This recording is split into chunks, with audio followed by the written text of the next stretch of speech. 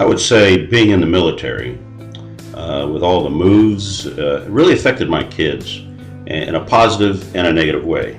On the positive side, they got to see different states.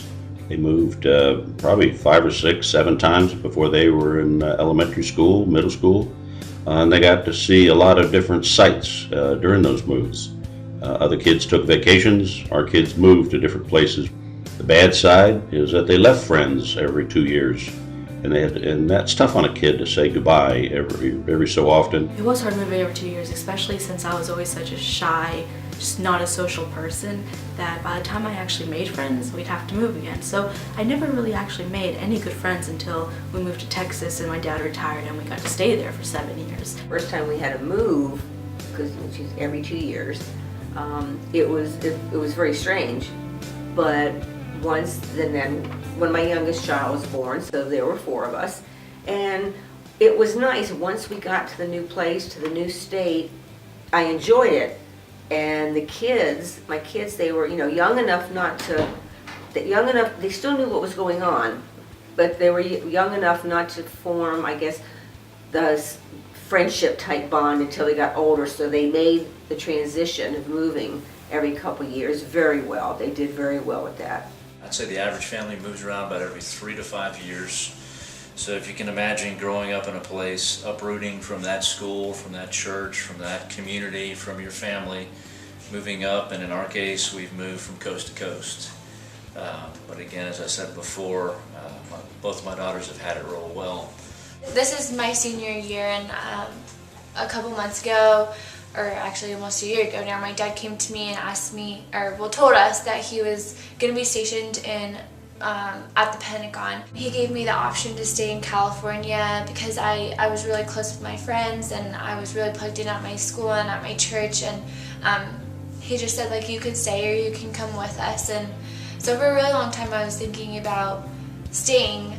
I was like, obviously I have all my friends here and this is my senior year and I love California, so I'm gonna stay. But as I thought about it more and more, it was just like, my family means so much to me and just being with them, and since my dad had been deployed for so long before, I just wanted to spend as much time with him as I could and be with my sister as she was going to have to be moving to a new place. And so just and coming here to Virginia has just really changed my life and been like such a cool experience. I've got to meet so many people and just experience so many new things that I never would have got to experience if I was in California. So in that way, my dad being in the military has changed my life, and for the better. I've got to just learn how to meet people and learn how to like cope to a new place and just really like rely on my family.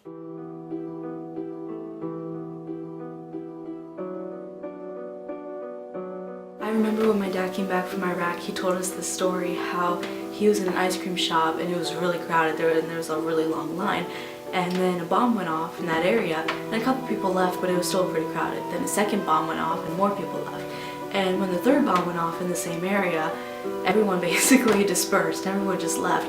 And because the ice cream shop was now empty because everyone left, my dad decides to walk up to the front of the line and get his ice cream. And I just remember that story because I just think it's hilarious how my dad is just such a brave idiot. I remember at my school there was going to be a father-daughter dance, and it was right after my dad left, and I was just really heartbroken. I was like, my dad's not even here, and someone's dad offered to take me, but it's just like, it's not the same. You're not my dad, obviously. Like, why would I go with you? Type of thing. And just things like that, and even little things like sitting with my dad at the dinner table or talking to him about a boy or something. I had a lot of different fun things to do. I would volunteer, and so because that volunteerism in my heart that I think my kids have taken on, I was able to be an extra in A Few Good Men, the movie with Tom Cruise and Demi Moore. I enjoyed that. I played a Navy captain and walked around the background for that. I remember when my dad went on duty in Iraq for the 6 months. It was between 3rd and 4th grade, And I remember I went to school on the first day of school in 4th grade. And then for the next 11 days of school, I didn't go. And now thinking back on it, my mom was probably right that the reason why I didn't go to school, the reason why I just refused to just get out of bed, the reason I just didn't want to go is probably because I miss my dad so much, probably because it was just so weird and different without him, that he was always the one who got me out of bed, got me going to school. Always was like, no, you're not missing a day unless you're on your deathbed, you know? You have to go, you have to tough it up and just go to school.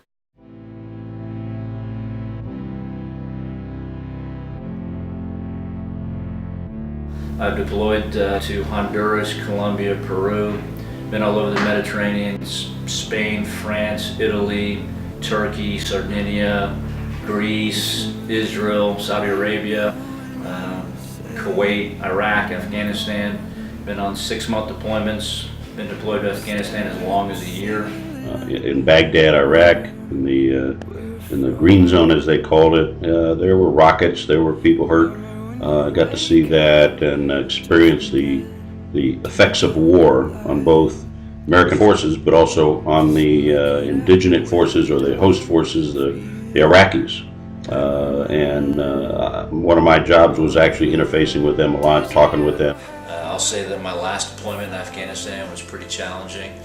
It's hard to be a husband and a father when you're, 6, 7, 8,000 miles across the world. In the case of Afghanistan, in the case of Iraq, in the case of Kuwait, we're in harm's way. Bad people wanting to do bad things to you, and you're unsure about tomorrow. It's tough. And the kids, they get in the routine, and what happens is, I know when I'm gone, I have what's called the healthy separation, where you love your wife, you love your kids, but you can't sit there and dwell on it every day because you'll just torture yourself. So there's that healthy separation. I can feel for our military folks throughout the Department of Defense, including the United States Coast Guard. When we go and deploy, and I think the Army has it the worst, those guys will go 18 months, come back for a year, and they'll go again. And it is tough, and it's very demanding on the spouse and the children. So it's not easy. And when I talk to some of my civilian friends and they complain about 2 weeks, I try not to laugh too hard in their face, because when you compare 2 weeks to 6 months, 9 months, or 12 months, there's really no comparison.